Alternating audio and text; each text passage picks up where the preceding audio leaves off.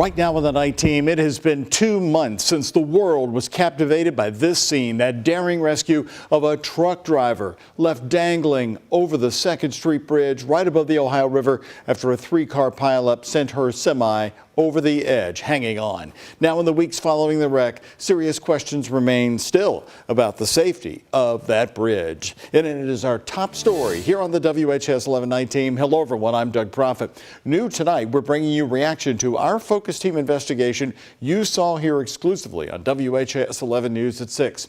We found that the 4-lane, 95-year-old bridge experienced almost an equal amount of crashes as the 3 other interstate bridges combined in the downtown area. Here's what we showed you at 6. According to the Transportation Cabinet and Metro Safe, there were 86 accidents on the 2nd Street Bridge in the last year. Compare that to 36 accidents on both directions of I-65, the Kennedy and the Lincoln, and then 67 accidents on the Sherman-Minton Bridge connecting Louisville to New Albany. The majority of the accidents did not have an injury and were rear-end collisions or side swipes when changing lanes. While the March 1st crash certainly sticks out in everybody's minds, semis were only involved in 5 of the accident reports that the WHAS 11 focus team reviewed. And now tonight, the WHAS 11 night team is continuing our reporting by catching up with both the mayor and the Kentucky governor. They were in town together tonight. WHAS 11 night team's Taylor Woods and photojournalist Elijah McKenzie asked the question, should semis be banned now from the bridge? After a recent rise in accidents on the 2nd Street Bridge and the dangling Cisco semi on March 1st. Following up on our investigation, we caught up with the mayor and Kentucky Governor Andy Beshear, both in Louisville at events. We asked Beshear if he thinks semis should still be allowed to drive on the narrow 95-year-old bridge. And it's a little more than just a semi or not. It can be the weight limit, it can be the types of trucks, it could be the hours of the day. Our focus team found out the 4 lanes on the bridge are 10.5 feet wide, and an average semi is about 8.5 feet wide, which leaves about a foot on each side. Accidents on the 2nd Street Bridge we found way outnumber crashes on other bridges. So what will the state do to reduce the danger to drivers? The governor says the state's working to make the right decision after what happened on March 1st. I know we're also looking at number of lanes right now, and we are ensuring that the bridge continues to be structurally sound. Our focus team asked KYTC District 5 engineer Matt Bullock that same question last month. We're not really seeing the issues and the crashes as being a truck problem. Our focus team found out 5 semis made up 8% of the accident reports. Bullock says about 11% of the semis drive on the 2nd Street Bridge, which he considers fairly low. You know, it's really supposed to be a local access bridge, but again, with the tolling, it becomes more than that. So that's why the numbers have crept up over the years. He says his team plans to do another traffic study before the end of the year when the Sherman-Minton Bridge is complete. Mayor Craig Greenberg says for him, it's wait and see on the state findings. The bridge is safe. We are doing analysis. We're waiting for the state's analysis so that we can make decisions about how things proceed. But all agree respecting the 35-mile-per-hour speed limit on the old bridge is a must. In Louisville, Taylor Woods, WHAS 11 night team on your side. Now, you may not know this, but trucks up to 40 tons are allowed on the bridge right now. The KYTC says it's not considering any speed-related changes, such as lowering the speed limit or adding speed bumps to the bridge at this time. Now, we invite you to watch our full 6 o'clock focus team investigation. It's posted right now on the WHAS 11 YouTube page and on our website, WHAS11.com.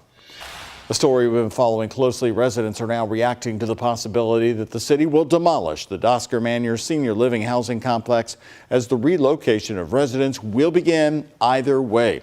The Metro Housing Director told Metro Council that renovating the buildings is not on the table. But no matter what they decide, residents need to be moving out of the complex that opened in the late 1960s. We talked to some Dozier Manor residents today about the possibility of moving. I don't think anything is going to make a difference until we actually really tear Dozier Manor down. I want the building torn down completely because it would be best for all of us. I know it would be best for me.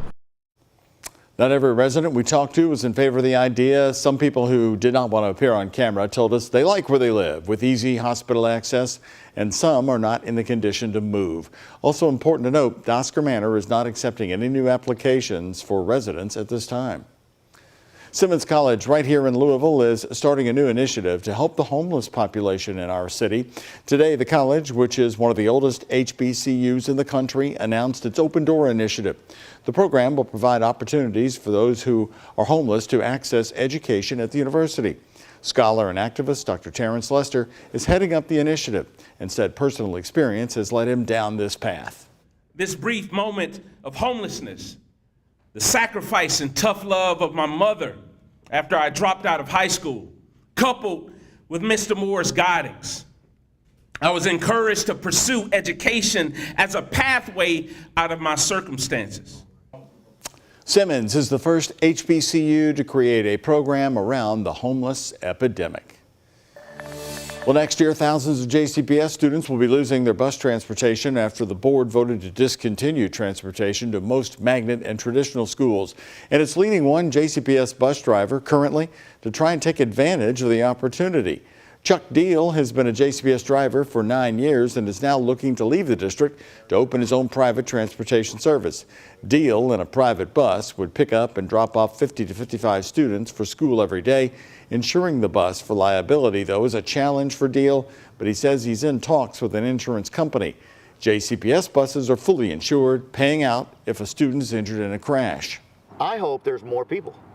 I hope I'm not the only one trying to get these kids. I'm going to get 150. You know, that's a small part of 12,000, but that's 150 parents are not stressing out anymore. If the business deal takes off, Deal hopes to buy 5 more buses and hire retired JCPS school bus drivers. Deal will not conduct his own background checks. Instead, he says he's going to rely on the previous driver clearances from JCPS. JCPS parents and principals have been expressing frustration over the changes that the district is implementing in hopes to address the driver shortage, the latest, of course, being changing the start times. These complaints have led one board member to write a scathing letter pushing back. Chris Kolb in the letter is defending the board's decision to implement the new start time, saying school principals who feel the success of their school is only dependent on when class starts should step aside. Now, JCPS parent and candidate for state representative Pastor Tim Finley is throwing those words right back at Kolb. And I think the best thing to do, in the same way that he said to those principals, if you can't handle the adjustments, you should step down. I think Mr. Kolb should consider stepping down if that's going to be the course of action and the kind of arrogance that you're going to display. Kolb is one of 4 board members up for re-election this year. Kolb also voted against the new start times because he says they don't align closely enough with current research. Caregivers are being showered with gratitude for National Nurses Week. In Kentucky, nurses themselves are celebrating new legislation protecting healthcare professionals from unintentional medical errors. Now, House Bill 159 was passed out of the Kentucky legislature this session and will go into effect in June. It protects nurses and medical professionals from criminal charges for mistakes, but not for intentional mistakes or civil suits. People make mistakes, and our nurses, they try really hard, and if they make a mistake and they hurt somebody, yes, you should be able to sue them, but not put them in jail. We don't want it to be punitive. We want to make sure that people understand that we are human, that we make mistakes. The Kentucky Nurses Association says this legislation is the first of its kind across the nation. On to other news here tonight. Louisville Metro Police are investigating after a man was found dead in the Shawnee neighborhood.